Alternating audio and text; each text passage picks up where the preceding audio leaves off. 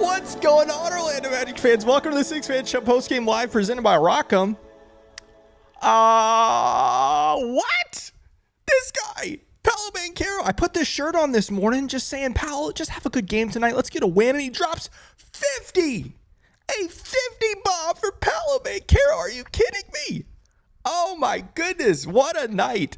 What a wacky game. We're going to talk about it. But what a performance from Paolo, single-handedly putting the team on his back and leading the Magic to a 119-115 victory over the Indiana Pacers. Wow, I'm like genuinely shocked right now. I imagine most of you are as well.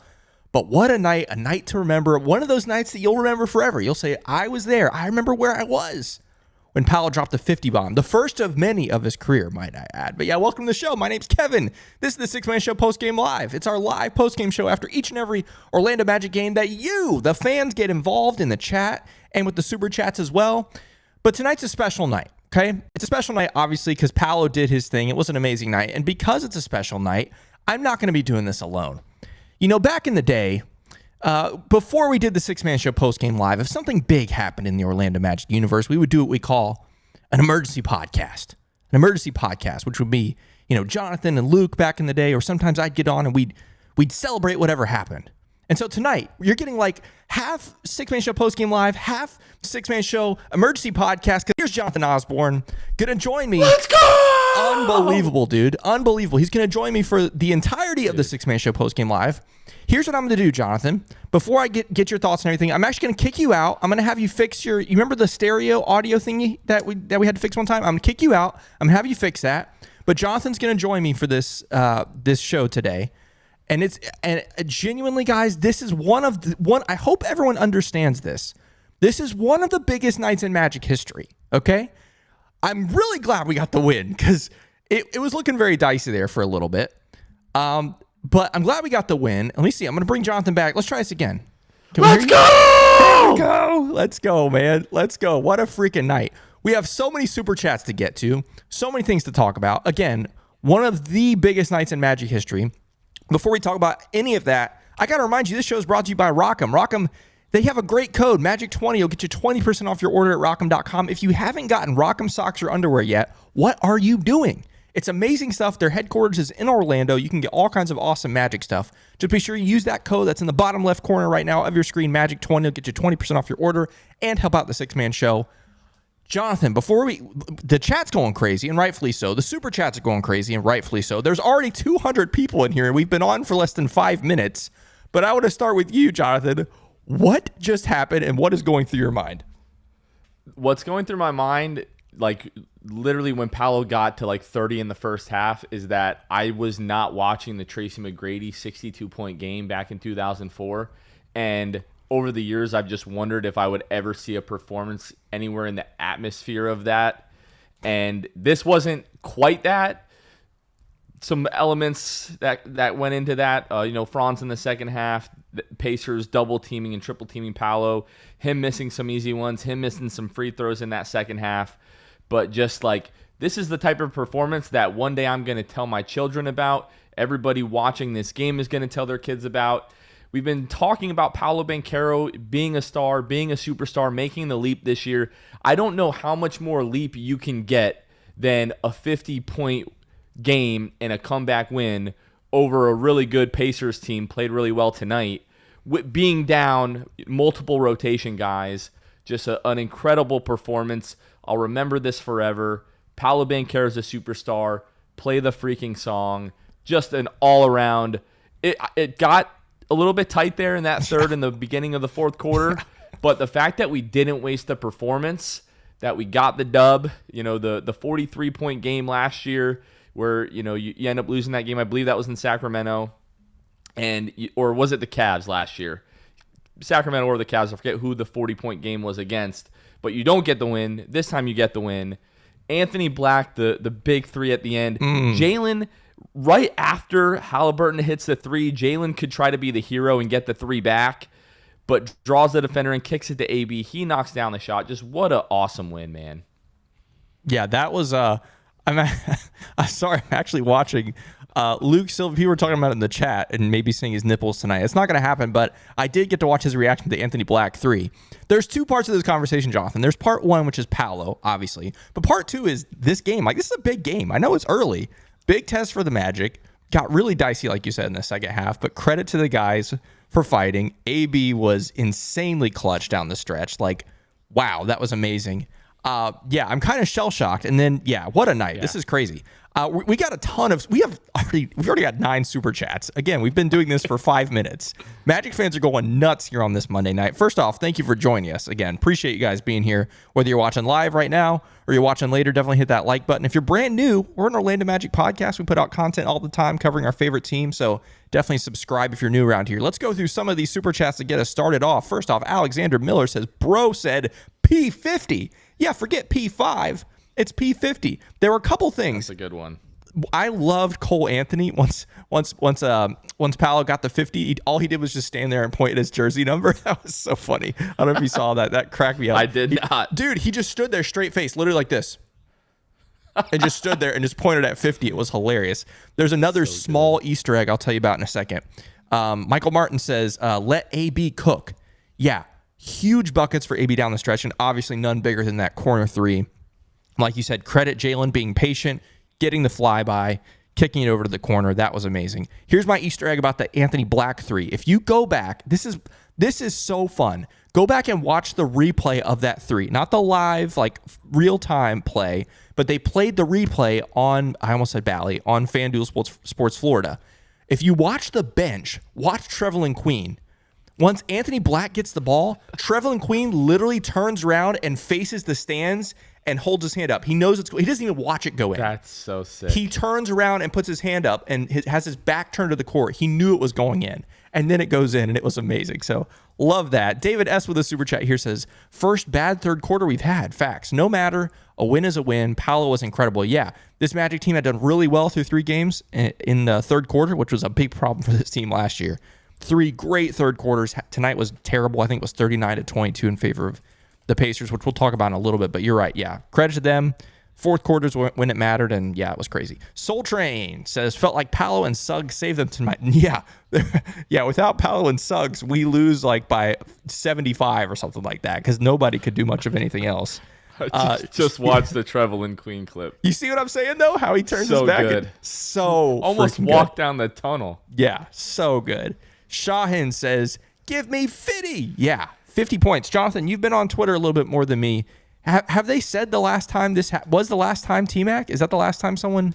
This is the most points in a Magic jersey since Tracy McGrady, 62 points in 2004. Since the 62. Okay, wild, man. That's crazy. In over 20 years, this is the most in 20 years by a Magic player. I just hope I know everyone watching this gets it, but I hope everyone that was there gets it. Like how special tonight was in Magic history. And yeah, that's amazing. Drum with the super chat says 2 a.m. here in the UK. Some of the guys have to get up at 5 a.m.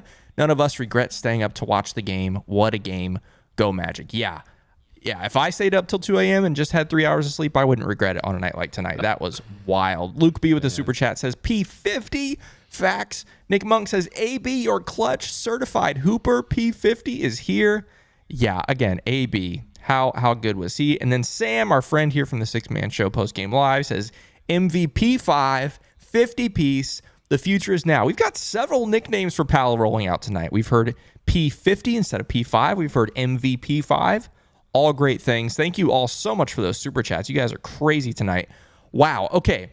I kind of want to step away from Paolo for just a second and talk about the rest of the game, and then obviously we're going to come back to Paolo and talk more about Paolo. But this game, it got a little weird, right? You know, obviously Paolo is just clicking in the first. I think he ended up with 19 points in the first quarter, okay? And when something like that's going on, you're like, okay, we got to give it to this guy, right? Now, did that impact the rest of the team as far as, you know, the fact that they couldn't score anything? Who knows? Maybe, but it doesn't matter. You don't stop it when something like that's happening. Then you get to the third quarter, which, by the way, Indy kept it close the whole first half. Even though Paolo had 37, Indy kept it close. You get to the third quarter, you fall apart. And that's when Indy totally changed kind of how they were playing Paolo. We expected them to do that at the half. We talked about that a little bit in our group chat. Like, they're probably going to start double and triple teaming him, and they did. And then, that's when they needed the rest of the team to step up, and no one else really could. And that was a difficult moment for the team, but then also, obviously, defensively it was a struggle. You give up 39 points in the quarter. But then, fourth quarter happens. Somehow, some way, Paolo finds yet another gear and leads the team to a victory. It was wild. The officiating. I mean, Jonathan, do you just want to talk about the officiating really fast, or like what? Well, no. I mean, it's hard to get too upset when your team shoots 38 free throws, but I did feel like, especially in that third quarter when the game flipped, it was almost entirely on the back of the officiating. There's some talk that, one of the refs tonight, maybe played for the Pacers back in the day, kind of grew up in Indiana. You never like to see that kind of stuff. But yeah, I mean, I don't really care about that. Had we lost, I would have commented on our next episode, but it wouldn't have been the reason that you lost. I think guys just got sort of starstruck in that first half watching Paolo. Like the first few minutes, the ball movement was really good. I mean, it was really just the Paolo and Jalen show, but the ball was still zipping around and finding guys, and those were just happened to be the guys that were making plays. But once Paolo really got it going, like I thought to start that second half, you heard assistant coach Amir in the, I don't know if you saw that on League Pass, but when they interviewed him coming out of the break, he's like, we got to keep getting the ball to Paolo. And that kind of seemed to be everybody's offensive MO to start that third. Instead of moving the ball around, it's like, how can I get the ball to Paolo to let him score as much as possible? And that just really sucked the offensive life out of this team. And then I think their struggles offensively, mixed with the officiating in that third quarter, we started to see some defensive lapses as well, which wasn't great. And that's what allowed Indiana outscores you by 17 in that third quarter. But, man, I don't really want to – it is important, the negatives. We are seeing a little bit of a trend. At least the last two games, the defensive focus has not been great, from the opening tip. But tonight, in my opinion, should really just be about, no Franz Wagner, no Jonathan Isaac. Kentavious Caldwell-Pope really didn't, play all that well. Gary Harris, Cole Anthony didn't shoot the ball well off the bench, and you desperately needed guys to show up. And, really, AB, Mo Wagner, Jalen Suggs, Paolo Banchero, those guys carried the offense tonight, and, were really just awesome. And I say AB carried the offense. He had 8 points, but had two of the biggest shots in this game late in that fourth quarter. Essentially hits the game winner. So, just an awesome game, man. I'm, last episode, we talked about how the loss to the Grizzlies is the kind of game that you don't miss when you're in the middle of the offseason. These are the games that you miss. Yeah. Awesome individual performances, comeback wins at home over a quality opponent. 3-1 feels so much better than 2-2. Yeah, especially when we look around the league at some of the other scores tonight, which we'll do in a little bit. Again, people blame me for watching the standings in October. These games count just as much as in April. And so when you see some of the other results, when we look at the standings tonight, it's going to be nice. We had a couple more super chats come in. Nick Monks also mentioned the calls in the third. Can't forget about those awful calls third quarter. Yeah, thank you for that super chat. I think the Magic were called for 13 fouls in that third quarter alone. It was ugly. And then Luke B said, I would chant MVP too if I had to be a Magic fan. If you know, you know. Yeah, shout out to Tyrese Halliburton for that little. Hey, is Tyrese Halliburton that good? I'm not convinced that he is. I'm really not convinced that he is good. He is an all-star caliber player, but he's not this top 15 MVP candidate that people were trying to make him out to be the beginning of last year. He's just not. Yeah, well, that'll be interesting to see. I obviously he's a good player. Good player for sure. That is my take. I am sticking to it. But my other thing is, as long as the NBA is going to allow him to travel on those 3-pointers. Yeah, he's gonna get that those. Last one was so bad. But that's what he does all the time, and it drives me nuts. If they're gonna actually call the rules, he might be just an average player. I don't know. Let's go to some of the chat. We're not gonna have time to hit all the chats tonight because they're insane, and because we got a ton of super chats and all that kind of stuff. But there is one we have to do. We're 16 minutes in, and we have not yet played the song. So let's do it, baby. Let's go.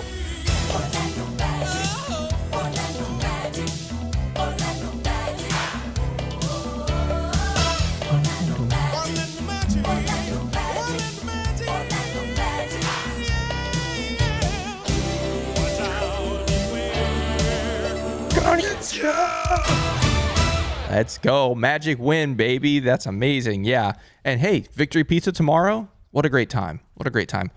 Jonathan, I haven't even looked at the baseball score. Is it good or bad for you? What's Oh, happening? it's not good. Okay, It's not all right. good. I won't bring it up That then. game's over. The World Series is over. Let me pull up. Yeah, it's 3-0. End of the 5th inning. That's not going well. That's still within striking distance. Still within striking distance. They just can't put balls in play. It's just not good. We don't have the bats to compete with this Dodgers team, it seems like.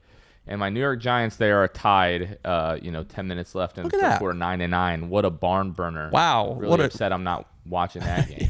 Yeah, whatever. Enough about those sports. Hey, Magic win 119-115. Well, let's go through some of this chat really fast. Do you believe in says songity song? Love that. Rich Clapp says AB is that dog. Absolutely. Mark Bird says Magic cooking. Freddie says P5 is that guy. Rich Clapp says Jalen 7 assists. Let's talk about Jalen, okay? This is a good time to talk about Jalen. He obviously had a huge first half, going to be overshadowed by Paolo, obviously, but shot the ball lights out. Started, I think, 4 of 4, 5 of 5. It was 5 of 5. 5 of 5 from 3. Ends up 6 of 13, so goes 1 for 7, basically, or 1 for 8, I guess that is, the rest of the way, which, not ideal. But he ends up 6 of 13 from 3 for 46%. You can't really complain about that. But you're right, also had 7 assists. At 44 or 45% on the year now. Right, yeah, which obviously we'll take that all the time. 7 assists, 2 turnovers, identical assist to turnover ratio that we saw. I think, was it the preseason game against Philadelphia? One of the games, I can't remember, he had a 7-2 assist to turnover ratio.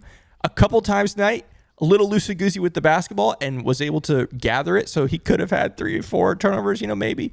But, hey, you can't complain about turnovers that didn't happen. I thought Jalen was good. I think it got a little bit interesting down the stretch, like that third quarter, fourth quarter, when we were really struggling to score. I don't know what I would have liked to see from Jalen, but I wish he could have, especially in those moments when he was in and Paolo was out, would have liked to see him have a little bit more control and like be able to dictate the offense a little bit more. Because when Paolo was out, I mean, it was slim pickings other than Mo Wagner. I mean, it was Paolo with 50, Wendell 11, Jalen 25, Mo Wagner 14, and that's it for double figures tonight. It's a little bit of slim pickings. What do you think about Jalen, Jonathan? Yeah, I thought he was also sort of a victim of his own first half, that he started shooting the ball so well. And, if you've ever had any type of like out-of-body shooting experience like that where you hit 5 threes in a row, like you just feel like all you have to do is get the ball in the air and it's going to fall through the nylon. But especially in that third quarter, even the beginning of the fourth, it felt like as they were trying to get back into that offensive rhythm, guys were just sort of settling for threes, like, hey, we need a big shot right now. And it's not that they were necessarily bad looks. I mean, Jalen had a few deep ones like late in the shot clock, so those are like borderline heaves, so maybe it's more of like 6 of 11, which is still, pretty good. But especially I think it was in that third quarter, like shot clock winding down, and like he's having to pull up from the logo with a second and a half left on the shot clock. But I'm right there with you. Those non-Paolo minutes, and even, where they're throwing 2 or 3 guys at Paolo, and Jalen is obviously trying to make something happen. I liked his energy tonight, trying to get to the rim. We had talked about that was sort of lacking in the Memphis game. So I did like the effort there. Like he had one early in the game. I think it was Miles Turner just sent it almost back to the half court line. But no, there's going to be growing pains with Jalen. There's going to be a learning curve as he, learns basically all over again how to be a point guard. Like being a point guard in high school and college is so different than the NBA. Had a chance this first season. We all know how that went. It's been a couple of years. His role has been different. So now he's relearning this role, and he's learning how to be a point guard in the NBA the right way, and it's not going to come without growing pains. But the biggest thing with me right now with Jalen is just like he's gambling a little bit too much defensively. Like I don't know if it's, he knows that he's got guys like Franz and Wendell behind him that are going to clean up a lot of things, or he's got a guy like KCP next to him that can, help a lot as well. But he's just taking a lot of gambles right now, and they're not always paying off. And when they don't, we are actually the ones paying for them, usually in a pretty big way. Hey, if you were watching this, people saw me make a stank face. It's because we got a $50 super chat from Dalek Lopez. 50 for 50 for number 5. A $50 super chat. Dalek, thank you so much for that generosity. But Cole Anthony always says it's hard to hide money. Wow, there you go. That's one thing. Hey, thank you so much for that. Goodness 50 for gracious. 50. That's wild. Michael Martin with the super chat says, stick a fork in Cole. It's AB time. Rip. Yeah. Here's the thing. Cole had some bad plays tonight. Cole also I will give him some credit, had some good moments. Defensively, he had a really nice possession on Pascal Siakam, which was fun. He had a couple hustle plays. He had a couple nice passes. But yes, he did have a couple turnovers, at least one turnover that I remember, maybe another one. Three turnovers, yeah. Missed shots. I'm not going to sit here and talk a ton about Cole Anthony. We talked a ton about Cole Anthony in this morning's episodes. If you want to hear us talk about Cole, you can just go back and watch that. Nothing changed tonight based on what we saw. It's pretty much the same thing. But yeah, especially a night like tonight with no Franz, Powell is the only guy. You would love to see more from Cole Anthony offensively. Like, even if he's a traffic cone defensively, honestly, which he's not, but I'm saying if he was, I'd rather have that and get some offense from him than what we've been getting lately. It's unfortunate. All right, I'm going to skip ahead and look through some of this chat here because, I mean, again, there's just way too much going on here. We're not going to get to all these. Luke B says, scorekeeper had to miss one assist. There's no way. Yeah, you wish Paolo got a 50 triple-double. Like, that would be crazy. Let's see. A couple more of these. Yak said refs played the best defense tonight for the Pacers. Oh my gosh, that's amazing. Ferd says, does a 50 piece mean Jonathan and Kev oil up? All right. Clark Landon says, hey, Clark Landon take says, a cold shower.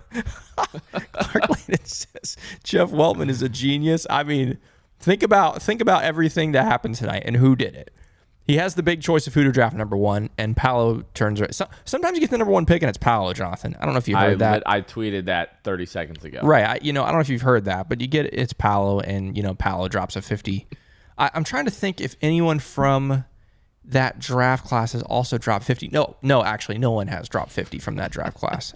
So anyway, that was good. But then you think about, the other guys that had impact. Or made an all-star team. Yeah, Jalen Suggs, that was a little more of an obvious choice to most of us at 5, but drafts Jalen Suggs, and Jalen Suggs goes off tonight. Anthony Black, a lot of people question that pick. Let's be honest, including Jonathan and myself beforehand, we were looking at the draft board and we were like, I don't know about Anthony Black. He doesn't really fit with this team. That's not exactly what we said. You're being very generous. I'm being very generous to us, yes, because we love Anthony Black now, obviously. But you're right. To your point about Jeff Weltman, Clark, yeah, I mean, you can't argue. He's got to be executive of the year. Like, if this team continues on this trajectory, wins 50 or close to it, not close to it, 50, around 50, I think he's got to be executive of the year, but we'll see. They'll find a way to give it to Sam Presti, I'm sure. Yeah, he always ends up with that. The Only Hero says, somebody talk me out of getting Paolo's face tatted on my chest. I'm not going to do it. Nope, not going to talk you out of that. Not me. Yep, you came to the wrong place for that. A lot of people asking for Luke's nipples. I know it's not a 5-game win streak, but some people were saying 50 points demands Luke's nipples, so we might have to talk to him about that. Yeah, I mean, that's a good point. Yeah. Gosh, let's see. Gene says, let's go. Leaving parking garage, but let's go. Look, if you're here, by the way, in the chat, let us know and you went to that game, let us know. Because if you were able to go to this game, if you were privileged enough to be there, what a night. David Steele talked about it at the very end of the actual game broadcast. That's the beauty of the NBA. You just never freaking know. A random Monday night in October against Indiana, and you see history. And here's the other thing, and I can't believe it's been 25 minutes and I've not really mentioned this. 50 points, basically a triple-double. We'll give him almost a triple-double. And he's still 21. 21 years old, and he just did that, and he wears Orlando Magic blue and white. Can we just stop and just be grateful for what we not just witnessed tonight, but what this experience means for the future? I'm just shell shocked, and I'm grateful, and wow. Having a guy who in his third year is capable of dropping 50 points, it's how many other 50-point games are we going to get to see from him? Right. Are we going to see a 60-point game? Are we going to see a 70-point game? I don't think it's out of the question. Genuinely, I think if you have Franz in that second half, he's 50 points on 16 of 26, 61% from the floor. He missed 7 free throws. Give him 5 more, he's at 55, and give him the level of space that he had in that first half. And this probably is a 60-point game that we're talking about here. Yep. Franz only plays 11 minutes. If he plays the second half and he's healthy and he's good to go, it's not unreasonable to think that this could have been a 60-plus point game from Paolo Banchero. Unreal.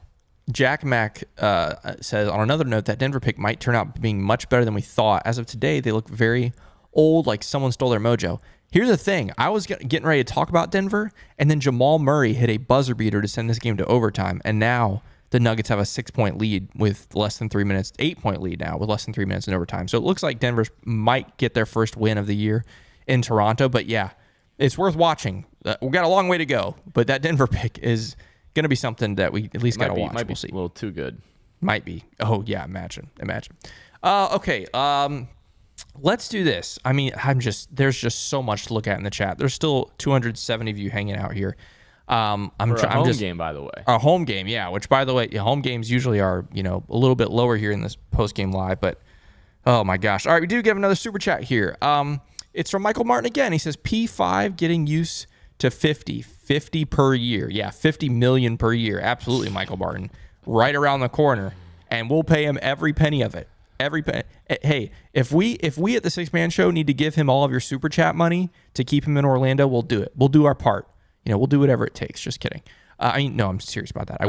You're for real. Yeah, I'm 100% serious. Hey, John, let's look at the box score because it's just a weird one. It's a weird one today. Like, we're not used to seeing these kinds of numbers here with like a 50 bomb.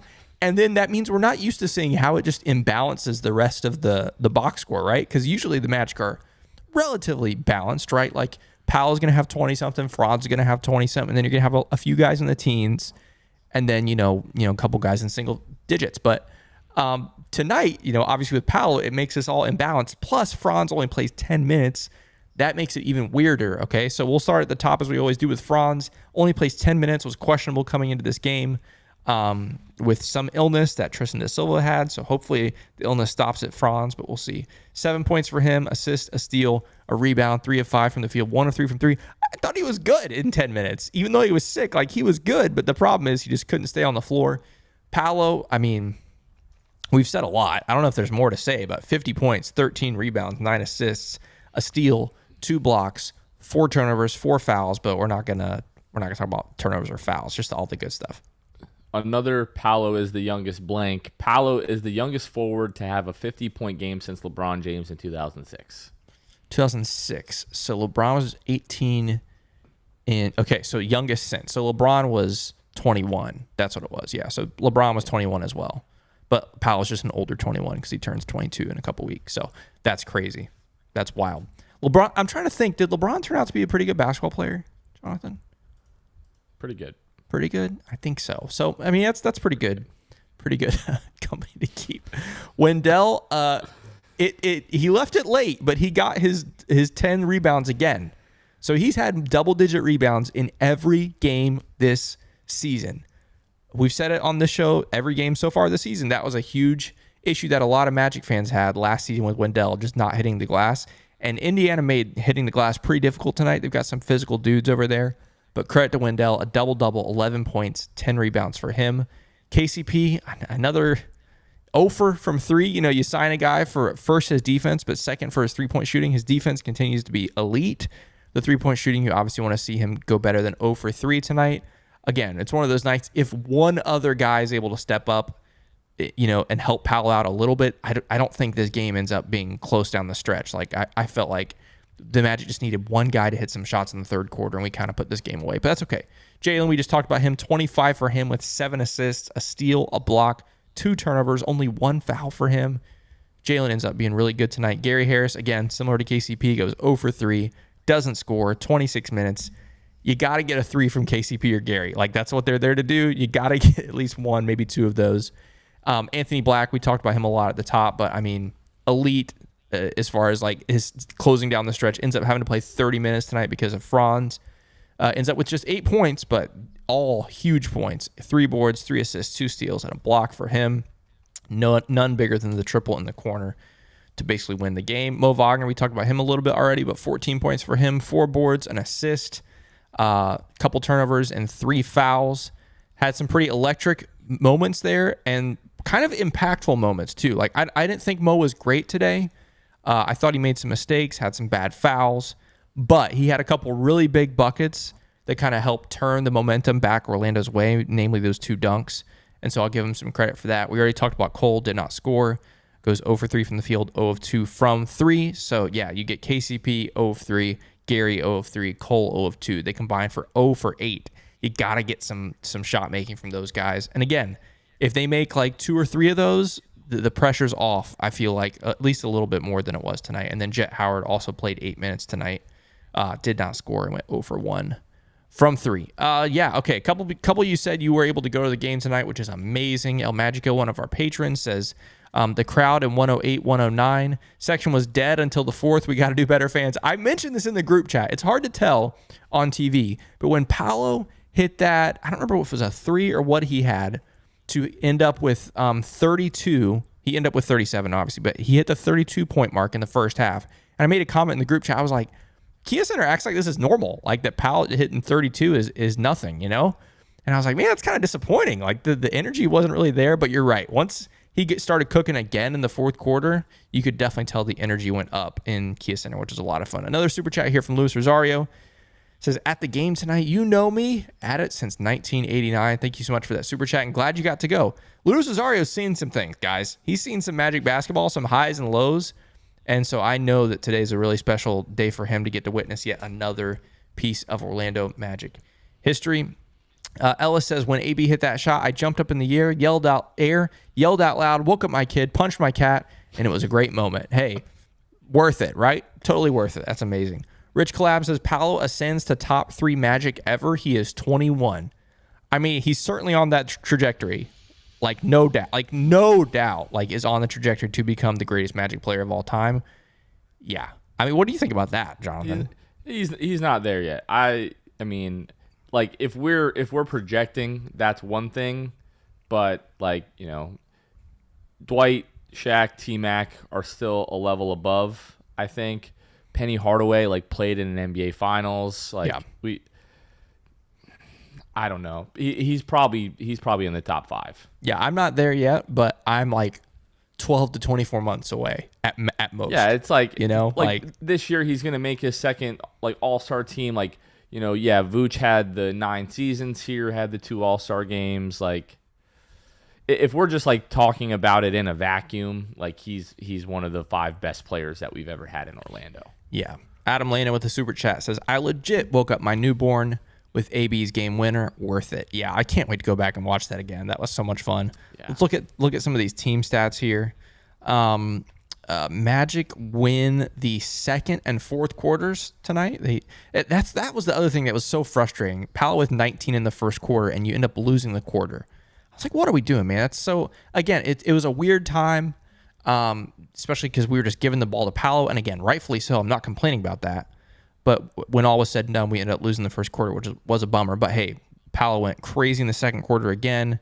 And then again, the fourth quarter was when the Magic kind of, I think it was twofold. Magic kind of put their foot down towards the end, got super physical, were able to get back to the rim. But I also think the Pacers being on the second of a back-to-back and playing overtime yesterday, I do think there was an element of running out of gas there down the stretch. Pascal Siakam missed a couple shots that you normally expect him to make there in the final, less than 2 minutes. No sympathy. Oh, exactly zero sympathy from both of us combined. But yeah, I think that might have played a factor as well. Points in the paint, again, the Pacers, much like the Grizzlies on Saturday, able to carve up the Magic in the paint. Obviously not nearly as bad as the Grizzlies, who ended up with like 60-something points in the paint. If I'm remembering correctly, or maybe that was bench points. I don't remember. Regardless, 48 points in the paint for the Pacers. Just 8 fast break points for them, so you got to be pretty happy with that. They end up with 34 bench points. Magic, 40 points in the paint, had the biggest lead of the night at 13. 22 bench points. Again, the Magic need their bench to be a lot better. 15 turnovers for the Magic, leading to 17 points off turnovers for the Pacers. We had another super chat come in here. This one is from, Luis Rosario again. He says 39-2 at home this year, just like 1994. That would be wild. Hey, we're 2-0. Nice. 2-0 so far, so you can't complain about that. The bummer part of this is the Magic don't come back home. They're about to go on a 5-game road trip or whatever it is, so it's going to be a while. Magic don't come back until like next Wednesday or Friday or something like that. We'll look at the schedule here in a second, but thank you so much for that super chat. I do want to look at some of the scores around the league really fast. I know we usually do that at the very, very end, but I promised there were some scores that are going to end up helping the Magic. This is one. The Wizards get their first win of the year. They beat the Hawks. So the Hawks, if they had beat the Wizards, that we would have been tied with them at 3-1, but instead they lose. Bucks lose again. This time they lose to the Celtics. The Milwaukee Bucks are 1-3. The Heat end up pulling away late against Detroit, which is a bummer. Detroit had a lead there in, I think it was the third quarter. Aren't that good, man? Who could have saw that coming? Yeah, I know, right? Cavs. Now this one surprised me. The Knicks had a lead in the fourth quarter. Cavs come roaring back. They're 4-0, their first legit game. The Cavs have played Detroit, Washington, and Toronto. Those are the three teams. So I was very skeptical about the Cavs being 3-0, but hey, they go into MSG tonight and pull off the comeback win. This is the game we were talking about earlier. The Nuggets, they also come back from behind and win in Toronto in overtime. And then the Bulls beat the Grizzlies tonight, which is a little bit of a surprise. I'm not sure if John Morant played in that game or not. But so those are some interesting. I don't think he did. I think I saw earlier that he was out with the thigh. Well, there you go. So that answers that. So that means your Orlando Magic now sole possession of the 3 seed. Just one game back still of the unbeaten Cleveland Cavaliers and Boston Celtics. Magic play in Chicago on Wednesday before going to Cleveland, who is undefeated still on the season. So that game, no matter what the records will be, that game will be spicy on Friday. Watch party, by the way, Jonathan, if you want to take a second to plug the watch party for our Central Florida folks. Rivals at Wall Street, downtown Orlando, 7 o'clock. Be there or you're dead to me. Rematch of the 7-game series from last year. Who knows? Maybe the Cavs will be undefeated in that game. We'll be able to hand them their first loss of the year. Our guys have been stewing on that Game 7 all year long. They're going, or all offseason long. They're going back into that building, avenge that Game 7 loss. Looking forward to it.